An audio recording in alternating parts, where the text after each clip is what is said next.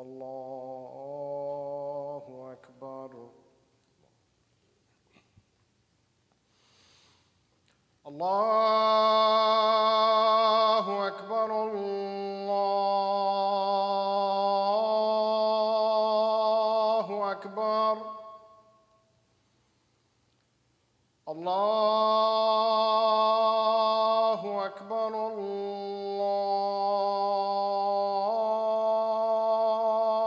الله أكبر. أشهد أن لا إله إلا الله.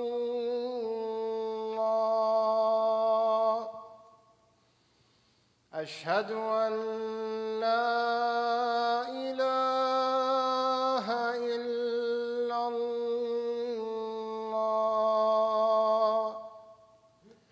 أشهد أن محمدًا رسول الله.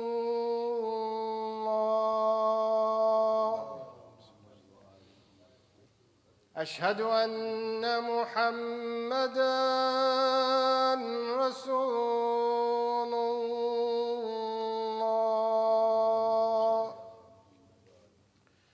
أشهد أن عليًّا ولي الله. أشهد أن عليًّا وأولاده المعصومين بالحق حجج الله.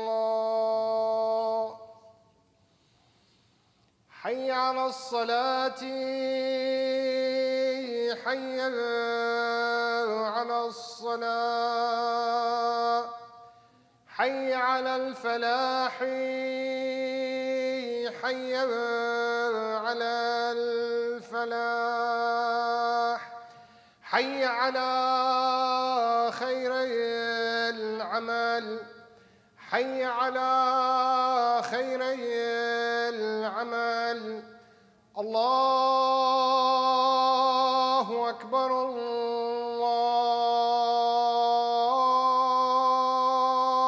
الله أكبر.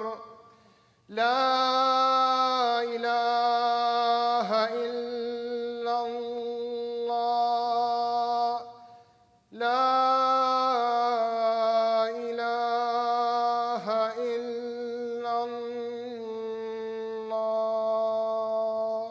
فلحسنا نصلي على محمد.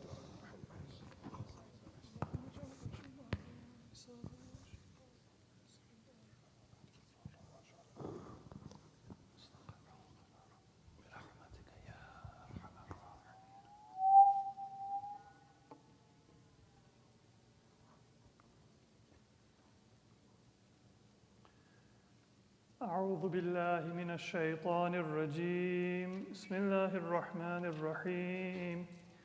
الحمد لله رب العالمين بارئ الخلائق أجمعين، والصلاة والسلام على سيدنا ونبينا أبي القاسم محمد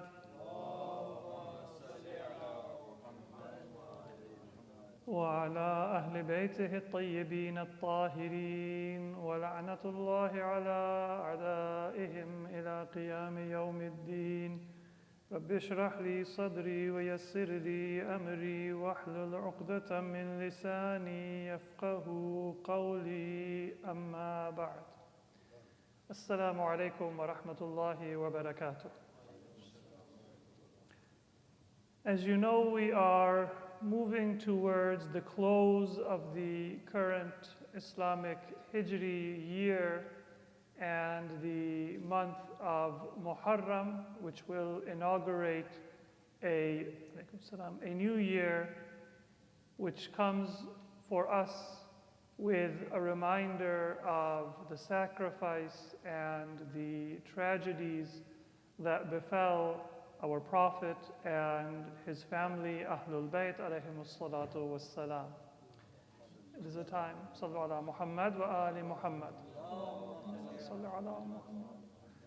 So it is a time of solemn remembrance and grief and a renewal of our commitment to the Prophet and to Ahlul Bayt. This will be our final Jum'ah service in the month of al-Hijjah.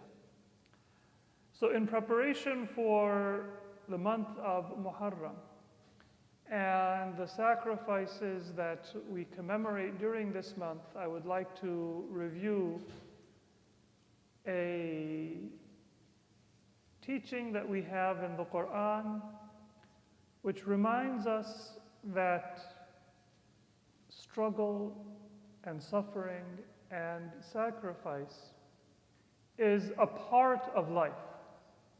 It is not something that we are ever able to entirely avoid, nor is it something that we should want to avoid. Sometimes people think that the best life is one where you have no worries, you can kind of live a carefree existence. Every day is a vacation, every day is just for your leisure. And that was not the purpose of our existence in this world. And the reality is that even those people who have what seem to be very easy lives, in many cases, emotionally and in their own soul, they are struggling and suffering as much or more than people who may superficially have very difficult lives. And that is because it is the nature of this life to be a place of trial and test. That is the wisdom of Allah. It is not something that happens by coincidence or by mistake. And therefore, if everybody is going to struggle, even the person who does not have any shortage of wealth may worry about poverty, even if to any other observer it seems like they should have no concern. Or maybe they are not worried about being poor, but they are envious of somebody who has more. Or they have some other emotion or some other relationship or some other issue in their life that they are struggling with. Our dua should be that, O Allah, whatever tests you give us, may they be a source of the increase of our faith, the strengthening of our character, and for us to come closer to you. That is the dua that we should ask Allah subhanahu wa ta'ala. Don't give us a test that weakens our faith, that takes us away from you, that is more than we are able to bear and that we are able to learn and grow from. But we do not ask Allah not to give us any tests at all. And this is one of the beauties of our remembrance of the struggles and the sacrifice and the tragedy of Ahlul Bayt, and in particular, the suffering and the tragedy of Imam Hassan alayhi salatu wassalam and his companions in Karbala. It reminds us not just of the importance of Ahlul Bayt and what they sacrificed, but it also gives us a role model of how to live in hardship and in difficulty and even under oppression with grace and with dignity and with purity. And that is a lesson that teaches us how to triumph in even the most difficult circumstances. Allah subhanahu wa ta'ala says in Surah Al-Baqarah, verse number 155, reminding us that trials are part of His plan for humanity's life in this world. Bismillahir Rahmanir Rahim. وَلَنَبْلُوَنَّكُمْ بِشَيْءٍ مِّنَ الْخَوْفِ وَالْجُوعِ وَنَقْصٍ مِّنَ الْأَمْوَالِ وَالْأَنفُسِ وَالثَّمَرَاتِ وَبَشِّرِ الصَّابِرِينَ الَّذِينَ إِذَا أَصَابَتْهُم مُّصِيبَةٌ قَالُوا إِنَّا لِلَّهِ وَإِنَّا إِلَيْهِ رَاجِعُونَ أُولَٰئِكَ عَلَيْهِمْ صَلَوَاتٌ مِّن رَّبِّهِمْ وَرَحْمَةٌ وَأُولَٰئِكَ هُمُ الْمُهْتَدُونَ. In these three verses, Allah subhanahu wa ta'ala, He says that most assuredly we will test you. وَلَنَبْلُوَنَّكُمْ is with emphasis in Arabic. Without doubt, every human being is going to be tested. بِشَيْءٍ مِّنَ الْخَوْفِ. One form of test is fear. There may be somebody that will oppress you. There may be somebody who will threaten your well-being, maybe because of your faith, because of your name, if you are recognizable as a Muslim, because of the way that you dress or the way that you carry yourself. You may be subject to hatred, to prejudice, to oppression. And in particular, if you are a follower of Ahlul Bayt alayhimus salatu wassalam, then much of that prejudice or that oppression, it is focused and it is increased. This has been true in history and it is even true today. This is one form of test. وَلَنَبْلُوَنَّكُمْ بِشَيْءٍ مِّنَ الْخَوْفِ. Fear is something that is a test. It comes from Allah subhanahu wa ta'ala, and it is our response to that fear that will determine both our worldly and our spiritual salvation. The second form of test is wal-ju' and hunger. Fear is not something that is present, but it is something that we see in our mind's eye, and we worry that it will come and it will cause us harm. That harm that we fear from oppression is that somebody might not give us a job, or they might not give us our rights. So we have a fear of hunger, even if we are not hungry. And then the second stage is that Allah will test you not with the fear of loss, but with the actual loss of perhaps your livelihood or your income, and so you will suffer ju'. Then وَنَقْصٍ مِّنَ الْأَمْوَالِ وَالْأَنفُسِ وَالثَّمَرَاتِ. Three types of deprivation. One is the deprivation of your property, something that is yours, rightfully so. We often become possessive of those things that we may have inherited or that we may have earned with difficulty, or even some things that maybe were gifted to us. We didn't earn them, we didn't expend any blood or sweat to acquire them, but now that the claim is there that this is mine, I get possessive over it. And the reality is that everything that I own, whether it's an heirloom that has been in my family for generations, and I feel a special attachment to it, or it's something that I struggled for and I earned with great difficulty, and therefore I have an attachment to it, or something that was gifted to me without any effort on my part. In all of those cases, there is no real possession and there is no real ownership that I have. And it is not the case that that object is ever going to stay with me forever, no matter how much I may be attached to it. And therefore, when Allah subhanahu wa ta'ala gives us reminders that don't get too attached to this world because it's not going to stay with you. You have a prized possession. You have something that if it's not with you, you feel like you're not yourself. You're not comfortable anymore until you go and you reclaim it or you find it. Well, that is a weakness within your soul, because a time will come when you will have to detach yourself, not just from that prized possession, but from everything that you own of material wealth in this world. And so looked at from this lens, when Allah subhanahu wa ta'ala says, وَلَنَبْلُوَنَّكُمْ بِشَيْءٍ مِّنَ الْخَوْفِ وَالْجُوعِ وَنَقْصٍ مِّنَ الْأَمْوَالِ, it is a gift that Allah takes a little bit of our wealth, our possessions, and He reminds us that it is all just a temporary relationship that you have. Everything that you own is borrowed.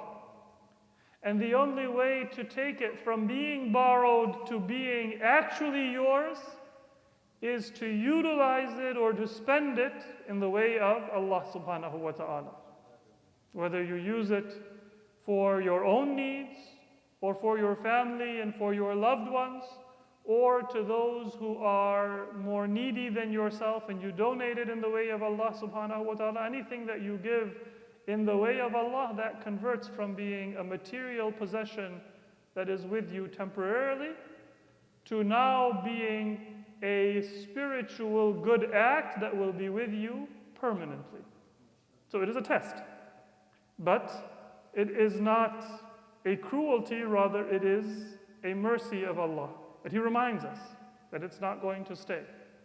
Sometimes when you get something new and flashy, and you hope that it never gets damaged, and then it starts to get aged. Or you get a scratch on your new phone or your new car or something. That can be mercy, because it can remind you that you should have never had that much pride or that much happiness coming to you from a material possession in the first place. It's always a depreciating asset. That doesn't mean you don't take care of your things. It doesn't mean that you deliberately scratch them or damage them. But it means that you regulate your emotional attachment so that you are not dependent. And your happiness is not dependent on those material possessions. The second deprivation is wal-anfus. This is more difficult than to lose your money, but Allah also tests us with the loss of our selves. That can mean our own mortality, illness and death, and also our loved ones, because we are one family, one community, and so it is a loss of myself when I lose a grandparent or a parent or an uncle or an aunt or a beloved elder or member of the community. So that is our mortality as individuals, and as a community, that is one form of deprivation. And Allah will also test us to see how we respond to that. And then the Quran says, وَالثَّمَرَاتِ. The third type of deprivation is your fruit. And this refers in particular to offspring. There are certain tragedies that are difficult to bear, but they are within the natural course of life. And so they are difficult, but a person can condole themselves by saying that this is a tragedy that befalls everyone. Then there are some tragedies that are not part of the normal course of life and what we expect. And that makes them even more difficult to bear. And that is particularly when a parent suffers the loss of their child in their own lifetime. Particularly at a young age or at the prime of their life, it is a much, much more difficult burden to bear even than the loss of another loved one. And so this is mentioned after the other types of deprivation or test. Naqsim min al-amwal, it is difficult to lose property, but relatively less so.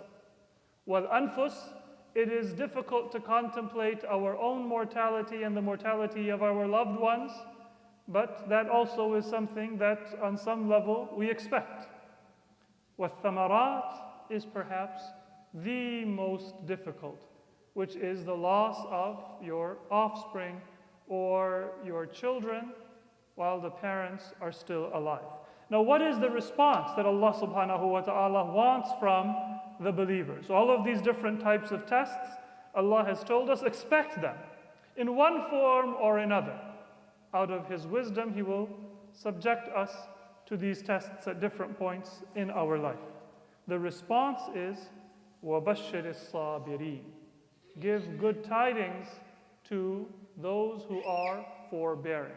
Sabr is not to be passive, but rather it is to affirm what is the source of all that we have, the good and also the tests, and what is the source of our security and our tranquility in the face of trials.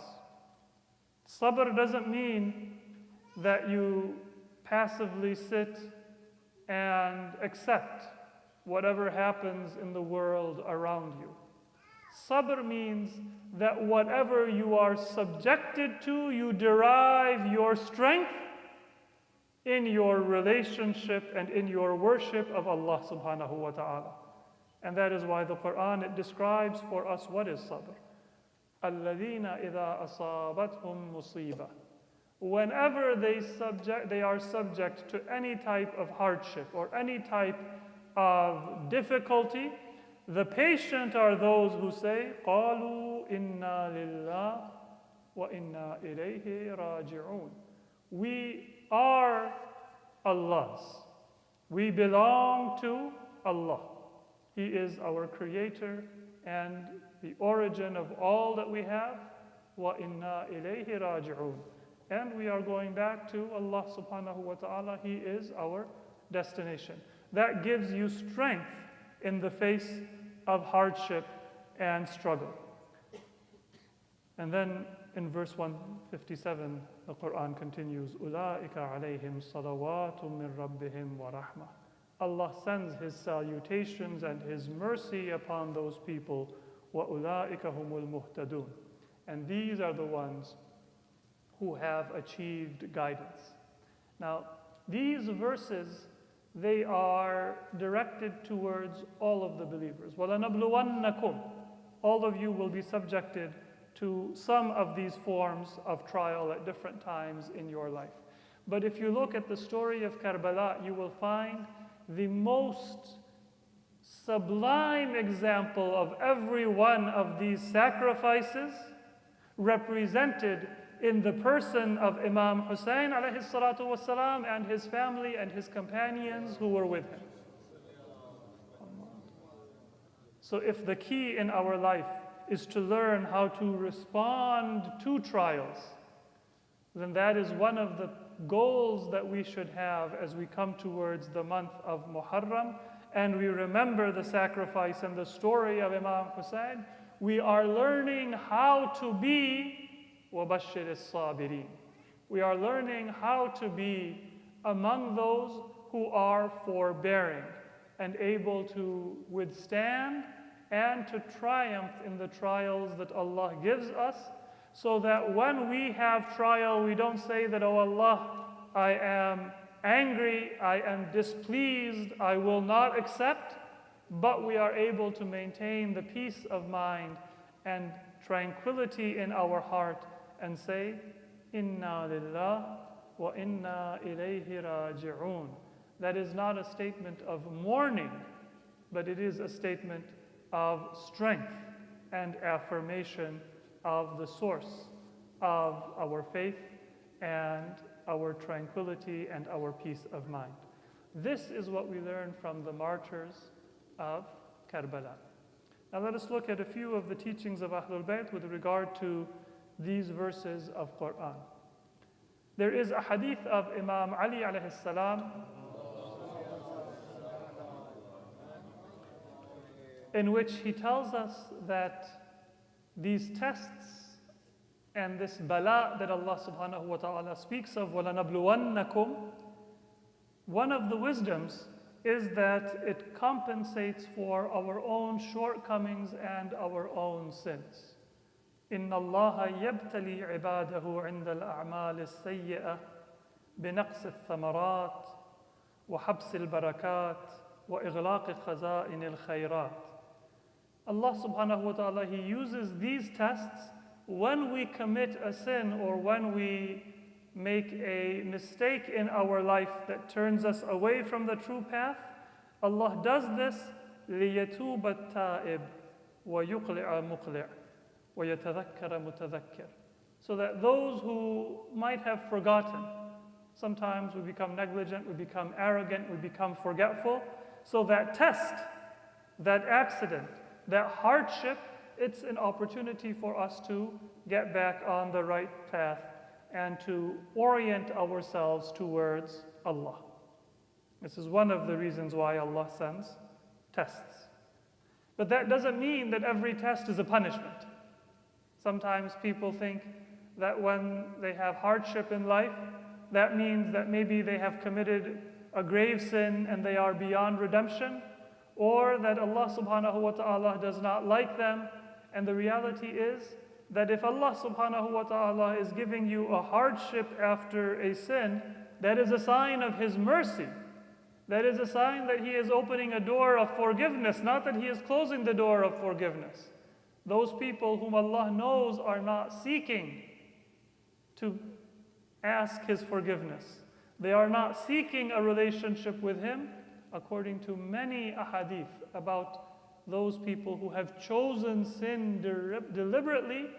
Allah does not give them a headache or a fever or a hardship in their life, because He knows that it is not going to give them any benefit and they are not going to turn back towards Him. So those hardships, they are there as a mercy and not as a punishment. This is not speaking of punishment. But then there are other tests which are not because of our sins at all. Rather, they are an elevation of the rank of a believer.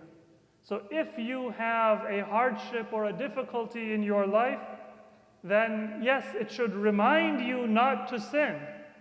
But you should never say that this means that Allah subhanahu wa ta'ala is angry with me. According to a hadith of our sixth Imam, Imam Ja'far al-Sadiq alayhi salatu was-salam, إن أشد الناس بلاء النبيون ثم الوصيون ثم الأمثل فالأمثل. The most difficult tests in all of humanity, they were given to the prophets of Allah subhanahu wa ta'ala. Then they were given to the awsiya and the imams and the successors of the prophets. ثم الأمثل فالأمثل. And then the very best believers, and then those after them, because it is through these tests that the reality and the depth of their character, it comes forward, and the beauty of their character becomes visible for themselves and for others. So the Imam says, إِنَّمَا يُبْتَلَى الْمُؤْمِنَ عَلَى قَدْرِ أَعْمَالِهِ الْحَسَنَةِ. When a person does good deeds, then Allah subhanahu wa ta'ala, He tests that person in order to make their faith firm and in order to increase their reward in the hereafter and strengthen their character in their life. So once again, according to the Quran, Surah Al-Baqarah, verse 155, 156, and 157, various forms of trials and tests, they are part of the purpose of our life. They are part of the wisdom of Allah subhanahu wa ta'ala. And our goal should be to prepare for those tests, to ask Allah subhanahu wa ta'ala for strength and triumph, and then to model ourselves on those people who are the best role models of living in this world with all of its struggles and its tests, but with purity and with dignity and with full devotion to Allah. And there can be no better example of that than the example given to us by Ahlul Bayt. And when it comes to musibah and it comes to hardship, in particular, the best example is the one that we receive from Sayyid al-Shuhada, Abu Abdullah al-Husayn ibn Ali alayhim as-salam. بسم الله الرحمن الرحيم إنا أعطيناك الكوثر فصل لربك وانحر إن شانئك هو الأبتر.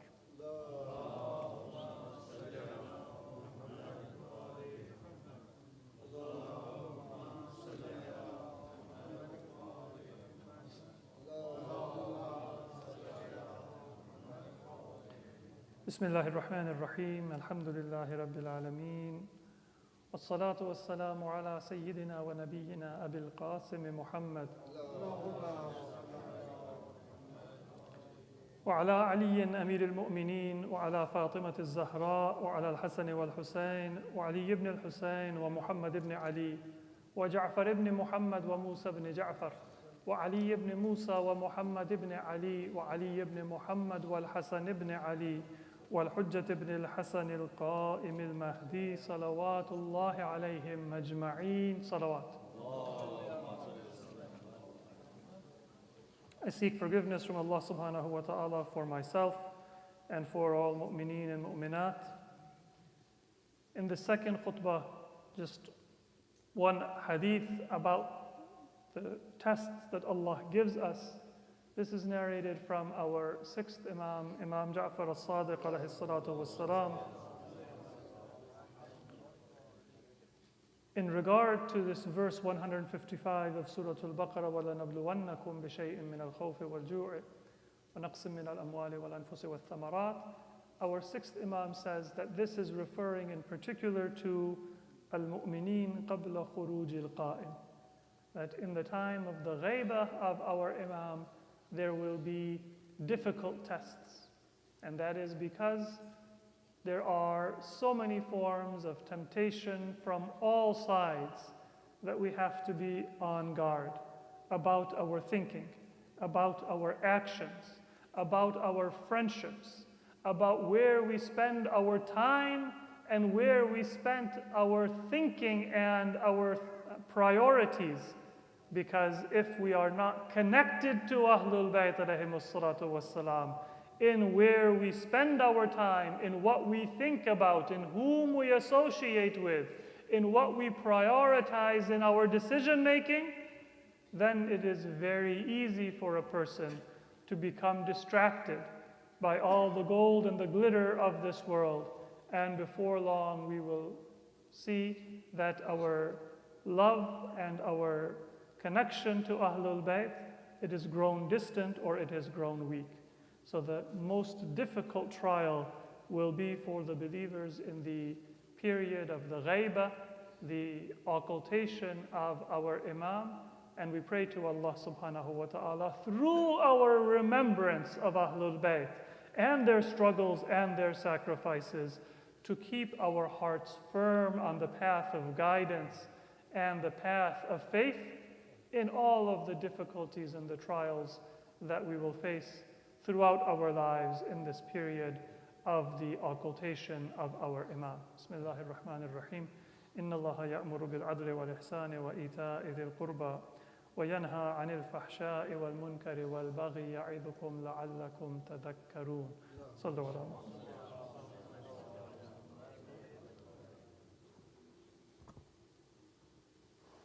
Salatul Jumu'ah. Allahu Akbar, Allahu Akbar. Ashhadu an la ilaha illallah, ashhadu an la ilaha illallah, ashhadu anna Muhammadan Rasulullah, ashhadu anna Muhammadan